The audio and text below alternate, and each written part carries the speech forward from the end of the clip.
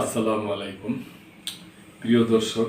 Saudi আরব, পাকিস্তান, যুক্তরাষ্ট্র নিয়ে সংবাদ, আর বিশেষ করে যে জাতিসংঘ অধিবেশন হচ্ছে, ওখানে তো সৌদি আরব প্রতিনিধি সহ বিশ্বের সমস্ত দেশেরই প্রায় প্রতিনিধি দেয়া গেছে। এখানে বলা হয়েছে যে সৌদি আরব কি আমেরিকার বলয় থেকে বের হয়ে যাচ্ছে কিনা। তার কারণ আপনারা জানেন যে ইতিমধ্যেই পাকিস্তান সৌদি আরব প্রতিরক্ষা চুক্তি করছে। এই চুক্তিটা নিয়ে একটা আলোড়ন সৃষ্টি হয়েছে। তো সবার ধারণা যে এই যে চুক্তি করলো, এই চুক্তি কি আমেরিকাকে জানিয়ে করছে কিনা, কিংবা কিভাবে কি করছে, এই ব্যাপারে নিউজ। সৌদি আরব ট্রাম্পকে যেভাবে হুঁশিয়ারি দিচ্ছে, গত মঙ্গলবার নিউ ইয়র্ক সিটিতে গালফ কোঅপারেশন কাউন্সিলর দেশগুলোর নেতারা গভীর অস্বস্তিকর পরিবেশে প্রেসিডেন্ট ডোনাল্ড ট্রাম্পের সঙ্গে বৈঠক করেন। উপসাগরীয় অঞ্চলের কোনো একটি দেশে কাতারে প্রথমবারের মতো ইসরায়েল হামলা চালানোর পর অনুষ্ঠিত এই শীর্ষ বৈঠকে অন্যান্য আরব ও মুসলিম দেশের নেতারাও উপস্থিত ছিলেন।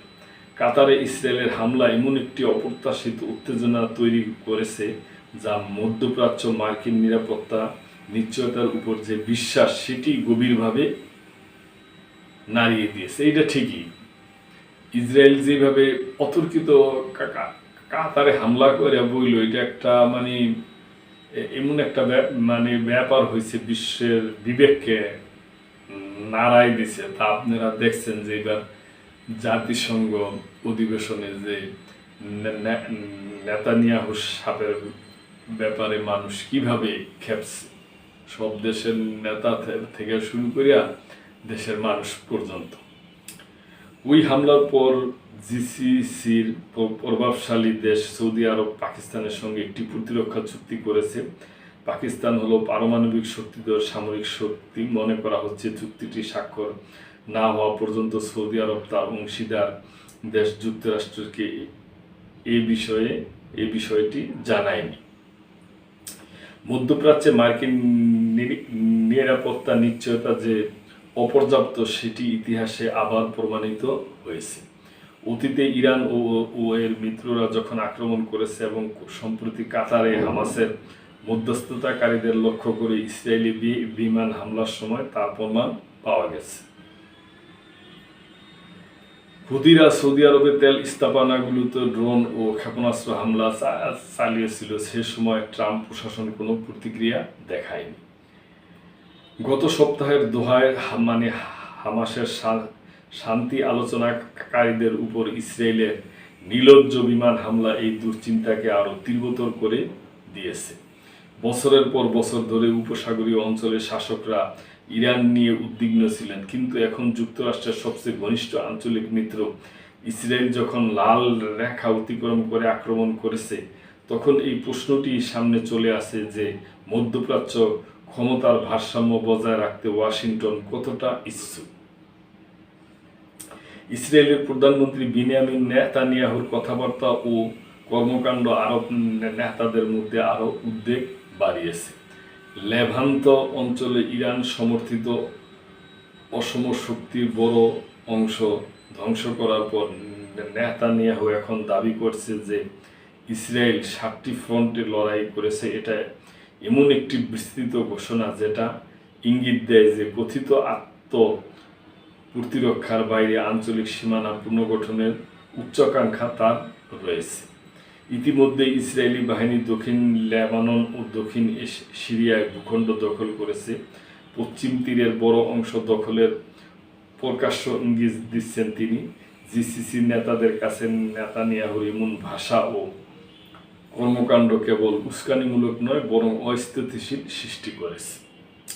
উপসাগরীয় দেশগুলো যুক্তরাষ্ট্রের গুরুত্বপূর্ণ অংশীদারিত্ব। এই দেশগুলো জ্বালানি এবং বিপুল রাষ্ট্রীয় তহবিল যুক্তরাষ্ট্রকে চীনের সঙ্গে প্রতিযোগিতায় এগিয়ে রাখে। এই দেশগুলো মার্কিন ট্রেজারি বিলে শত শত বিলিয়ন ডলার বিনিয়োগ করে, যা বিশ্বের রিজার্ভ মুদ্রা হিসেবে ডলারকে শক্তিশালী করে।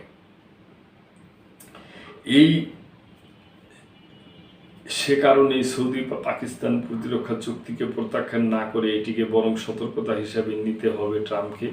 উপসাগরীয় দেশগুলো, গালফ রাষ্ট্রগুলো ইসরায়েলের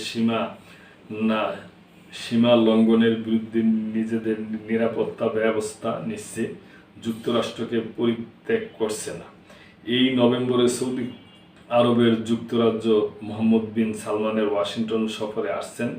তার এই সফর আরব ও উপসাগরীয় অঞ্চলের সবচেয়ে গুরুত্বপূর্ণ দেশের সঙ্গে যুক্তরাষ্ট্রের প্রতিরক্ষা সম্পর্ক আরও দৃঢ় করার সুযোগ রয়েছে। এখনকার বাস্তবতা হচ্ছে, মার্কিন সিনেটে জোরালো প্রতিরক্ষা চুক্তি করা রাজনৈতিকভাবে সম্ভব নয়। যদি ট্রাম্প প্রশাসন কোনো কার্যকর পদক্ষেপ না নেয়, তাহলে সৌদি পাকিস্তান প্রতিরক্ষা চুক্তি কেবল একটি দ্বিপক্ষীয় চুক্তি থেকেও বেশি কিছু হয়ে উঠতে পারে। আঞ্চলিক বড় শক্তি মিশর ও তুরস্ক মধ্যপ্রাচ্যের মানচিত্র পাল্টে দেওয়ার ইসরায়েলি প্রচেষ্টা নিয়ে গভীরভাবে উদ্বিগ্ন। ফলে পাকিস্তান সৌদি প্রতিরক্ষা চুক্তি অন্যান্য ইসলামী দেশগুলোর প্রতিরক্ষা চুক্তির কেন্দ্রবিন্দুতে পরিণত হতে পারে। সেটি ট্রাম্পের বৈদেশিক নীতির প্রধান অর্জন আব্রাহাম অ্যাকর্ডসকে দুর্বল করবে।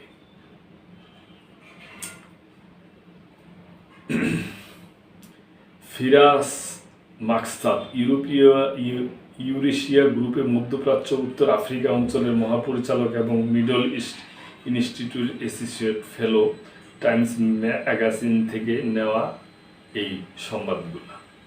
তো প্রিয় দর্শক, এটা অবশ্য উদ্বেগের, এই যে ইসরায়েল যেভাবে শুরু করছে, কোন এই মধ্যপ্রাচ্যের এই যে তারা হামাসকে সন্ত্রাসী বলে তারা এখন ইসরায়েলের অনেক বড় বড় উচ্চ পদস্থ কর্মকর্তা ওনারাই বলছে যে হামাস এখন তাদের জন্য কোনো ঝুঁকি না, অথচ তারপরও নেতানিয়াহু সাহেব যুদ্ধ বন্ধ করতেছে না। এইটা তো এখন আর কোনো পৃথিবীর কোনো দেশের নেতা এবং কোনো জনগণ এটা মান্য নিতে চাচ্ছে না। সুতরাং আমরা বরাবরই শান্তির পক্ষে আমরা আশা করব যে নেতানিয়াহু সাহেবের এবং ইসরায়েল যে কর্তৃপক্ষ আছে ওনাদের শুভ বুদ্ধির উদয় হবে, অতি তাড়াতাড়ি এই যুদ্ধ বন্ধ করে একটা শান্তি আনবে ওই অঞ্চলে, এটি আমাদের আশা। তো প্রিয় দর্শক, আপনাদের যদি কোনো উপযুক্ত এবং মূল্যবান বক্তব্য থাকে অবশ্যই কমেন্ট করবেন এবং লাইক, শেয়ার, কমেন্ট করে সাবস্ক্রাইব করে মেম্বারশিপ নিয়ে আমাদের পাশেই থাকবেন। আল্লাহ হাফেজ।